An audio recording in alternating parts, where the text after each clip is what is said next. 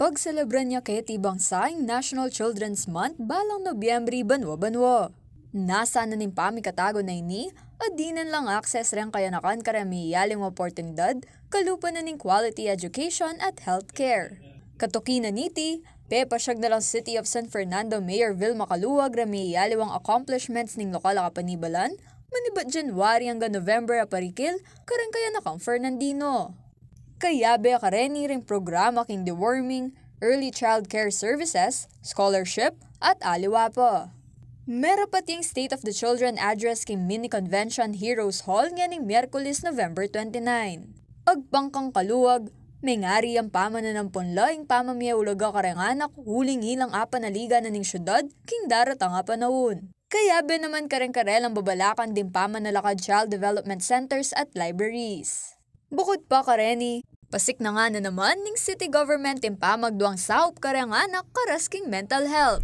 Pepatrain tamo naman ket kare 40 CSWD tamo at may graduate nala anya pini-open tanerin itang mental health facility tamo kanyan. So ako makasave tamo mong meto nga private individual maragul ng bage.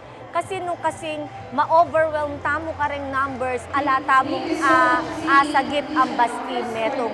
Anya sabi ko kareng kaya katamong CSWD kumunan la at sesen pantunan detang ating mental health issues at mostly karela kaya na kanila. Samantala, atin yung 47 active members in Local Council for the Protection of Children o LCPC na ning Siyudad San Fernando. Bubuuan day ni Remestra, Pengari, Commission on Human Rights, City Prosecutor's Office, Department of Education, at aliwa pa. Agkatano mo rin kanong kaluwag ding SK chairpersons at members sa Makisan Metong king nasarang isulong ing kapakanandaran kaya na kang Fernandino.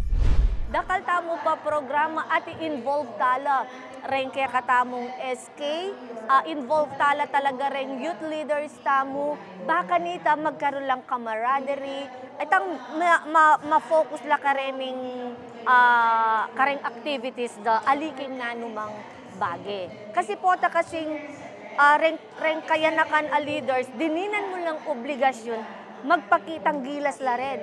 Ay kailangan kong maggawang masanting para makapag-contribute ko ka rin kalupa kong kaya nakan. Kaya Beliana Kanilaw, ako po yung kaya kayong Talasuyo, Arlen Salonga, ating pusong makabalen.